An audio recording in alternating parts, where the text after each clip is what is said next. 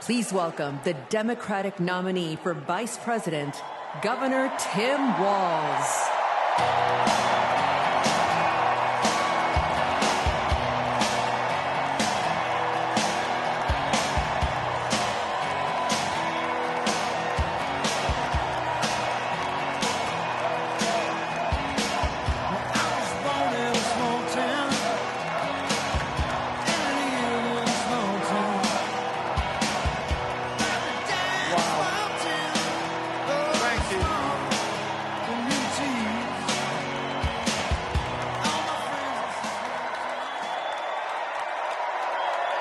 Thank you.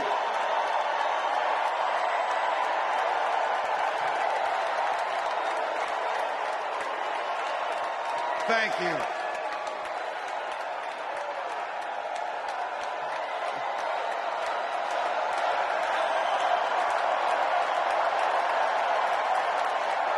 Wow. Well, thank you. Thank you, first of all, to Vice President Harris. Thanks for putting your trust in me and for inviting me to be part of this incredible campaign. And a thank you to President Joe Biden for 4 years of strong, historic leadership.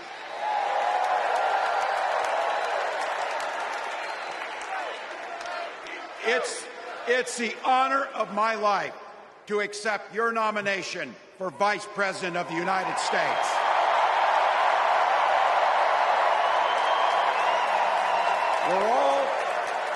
We're all here tonight for one beautiful, simple reason. We love this country. So thank you to all of you here in Chicago and all of you watching at home tonight. Thank you for your passion. Thank you for your determination. And most of all, thank you for bringing the joy to this fight.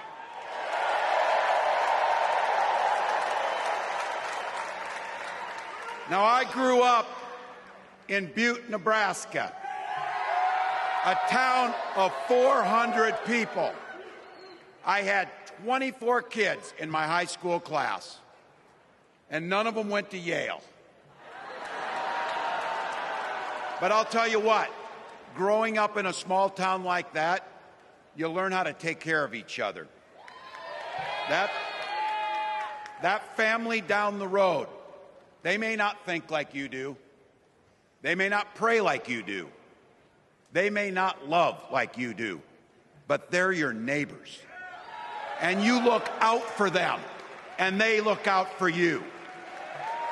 Everybody belongs.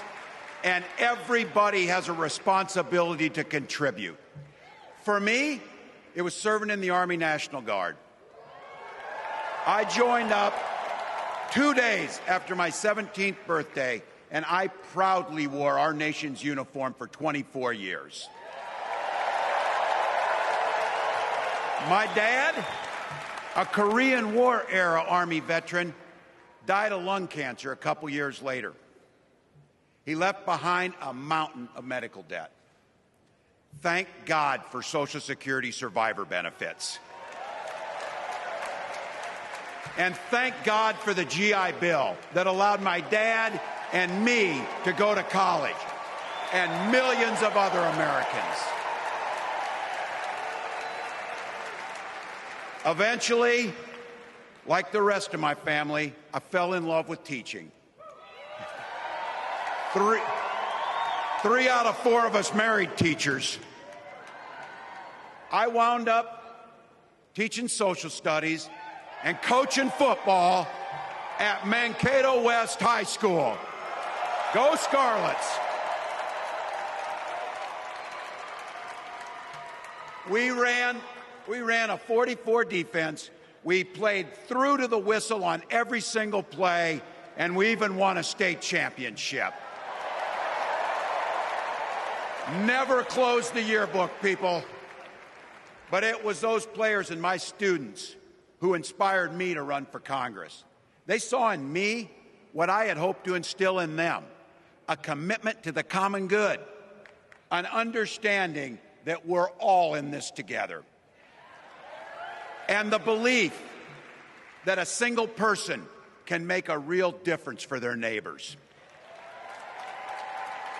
So there I was, a 40-something high school teacher with little kids, zero political experience, and no money, running in a deep red district. But you know what? Never underestimate a public school teacher. Never.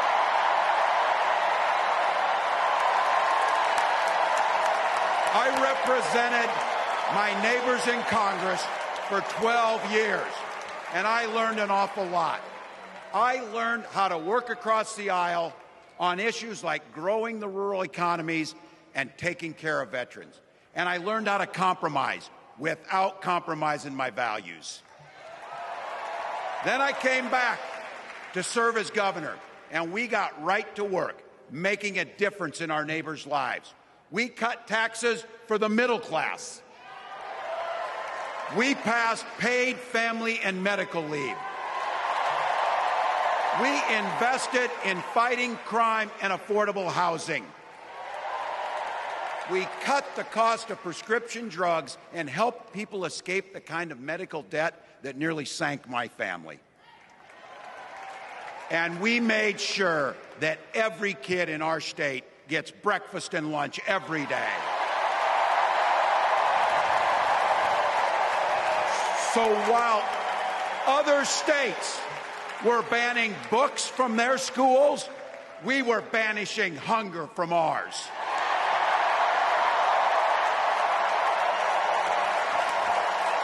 We also protected reproductive freedom because in Minnesota, we respect our neighbors and the personal choices they make. And even if we wouldn't make those same choices for ourselves, we've got a golden rule. Mind your own damn business.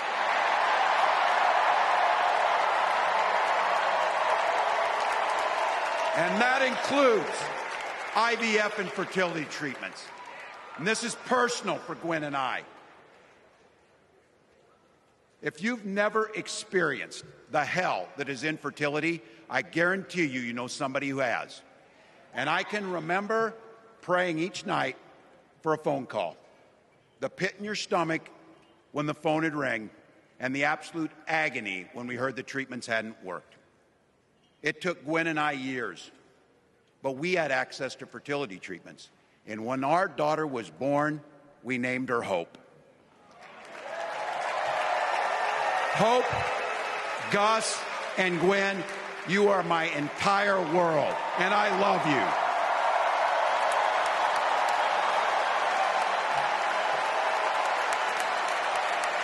I'm letting you in on how we started a family because this is a big part about what this election is about. Freedom. When Republicans use the word freedom, they mean that the government should be free to invade your doctor's office. Corporations free to pollute your air and water. And banks free to take advantage of customers. But when we Democrats talk about freedom, we mean the freedom to make a better life for yourself and the people that you love. Freedom to make your own health care decisions. And yeah, your kids' freedom to go to school without worrying about being shot dead in the hall. Look, I know guns. I'm a veteran. I'm a hunter. And I was a better shot than most Republicans in Congress, and I got the trophies to prove it. But I'm also a dad. I believe in the Second Amendment, but I also believe our first responsibility is to keep our kids safe.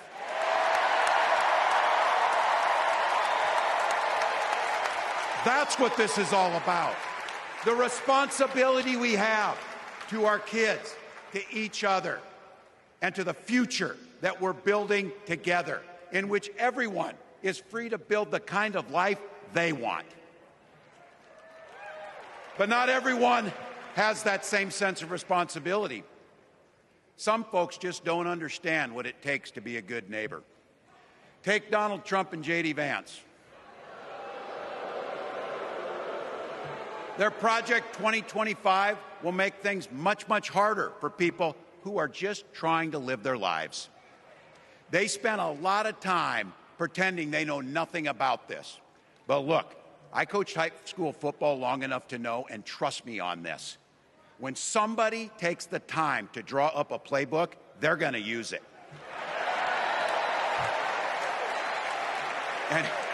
And we know if these guys get back in the White House, they'll start jacking up the costs on the middle class, they'll repeal the Affordable Care Act, they'll gut Social Security and Medicare, and they will ban abortion across this country with or without Congress. Here's the thing. It's an agenda nobody asked for. It's an agenda that serves nobody except the richest and the most extreme amongst us. And it's an agenda that does nothing for our neighbors in need. Is it weird? Absolutely. Absolutely. But it's also wrong. And it's dangerous. It's not just me saying so. It's Trump's own people. They were with him for 4 years. They're warning us that the next 4 years will be much, much worse. You know, when I was teaching every year, we'd elect a student body president. And you know what? Those teenagers could teach Donald Trump a hell of a lot about what a leader is. Leaders don't spend all day insulting people and blaming others. Leaders do the work. So I don't know about you. I'm ready to turn the page on these guys. So go ahead. Say it with me. We're not going back.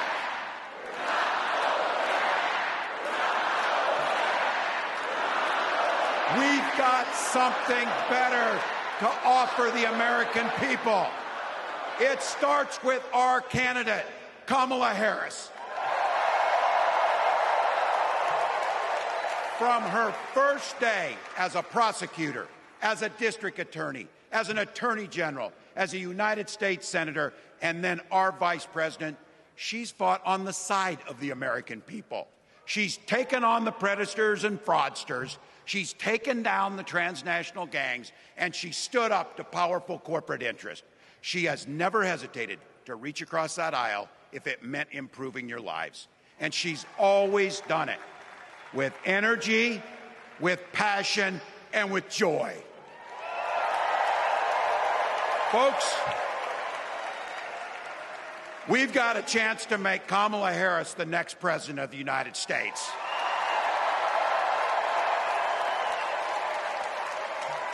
But I think we owe it to the American people to tell them exactly what she'd do as president before we ask them for their votes. So here, this is the part, clip and save it and send it to your undecided relatives so they know. If you're a middle-class family or a family trying to get into the middle class, Kamala Harris is going to cut your taxes. If you're getting squeezed by prescription drug prices, Kamala Harris is going to take on Big Pharma. If you're hoping to buy a home, Kamala Harris is going to help make it more affordable.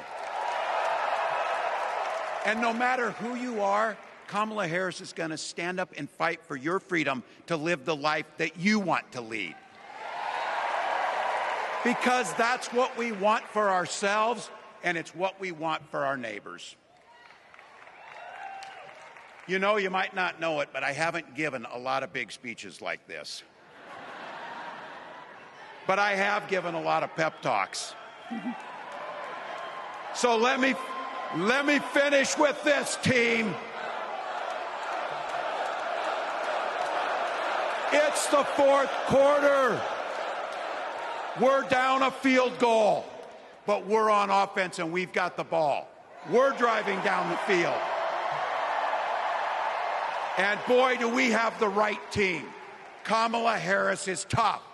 Kamala Harris is experienced, and Kamala Harris is ready. Our job Our job for everyone watching is to get in the trenches and do the blocking and tackling.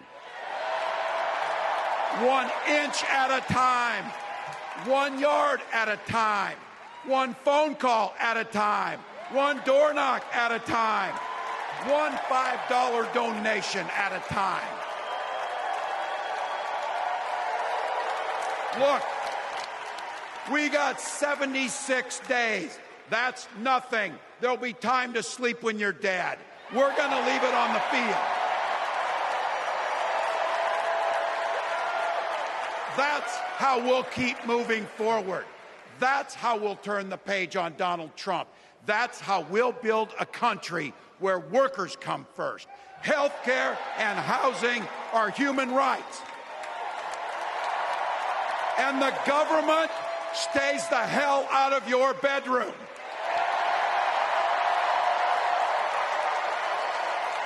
That's how we make America a place where no child is left hungry, where no community is left behind, where nobody gets told they don't belong.